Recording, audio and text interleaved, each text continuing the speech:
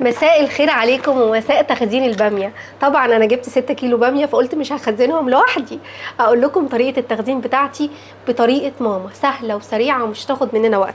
طبعا انا جبت 6 كيلو باميه وغسلتهم غسله تمام. بصوا مغسوله اهي، ما فيهاش نقطه ميه. انا غسلتها 3 4 مرات تحت الحنفيه لغايه لما ميتها بقت بيضه خالص. بصوا ايدي ناشفه تحت ما فيهاش ميه، بصوا خلاص ناشفه جدا.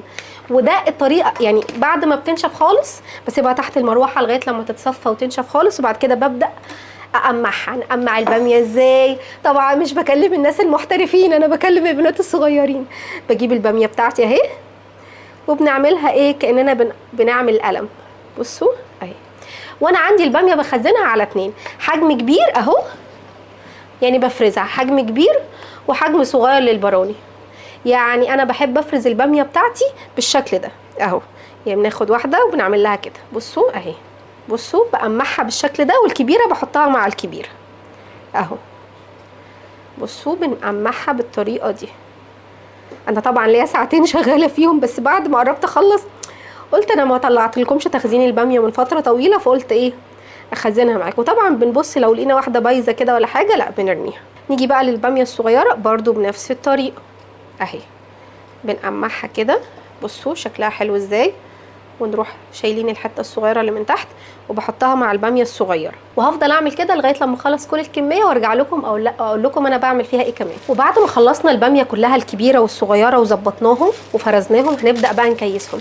انا مش بحط ولا الباميه بتاعتي على البخار ولا بسلقها في شويه ميه، لا انا بحطها خضره زي ما هي، وصدقوني بتبقى من السنه للسنه خضره وزي الفل ما فيهاش اي حاجه. عايزين تدوها صدمه على النار اوكي، بس دي طريقه ماما وهي بتعملها ليها فتره طويله، فدايما مظبوطه وزي الفل وبتطلع خضره وحلوه قوي. هاخد بقى حبه باميه اهي من الكبيره او الصغيره، المهم انا بقسم الايه الكياس بتاعتي كبير وصغير عشان خاطر لما اجي اطلع تبقى نفس طريقه السوا.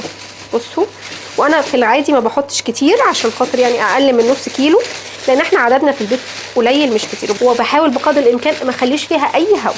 بصوا اهو. وبعد كده بروح ربطاها ربطه حلوه. وطبعا اهم حاجه تكون الباميه بتاعتي ناشفه جدا، يعني مفيش ولا نقطه ميه في ايديا اهو. بس طبعا بتعملوا حجم الكياس براحتكم انتوا على حسب ما انتوا عايزين. هاجي بقى للباميه الصغيره برضو بنفس الطريقه. الباميه ناشفه وزي الفل ما فيهاش اي حاجه، ما فيهاش اي ميه. ولو حسيتوها لسه منقديه حطوها تحت المروحه 10 دقايق ربع ساعه، وبعد كده ايه عبوها.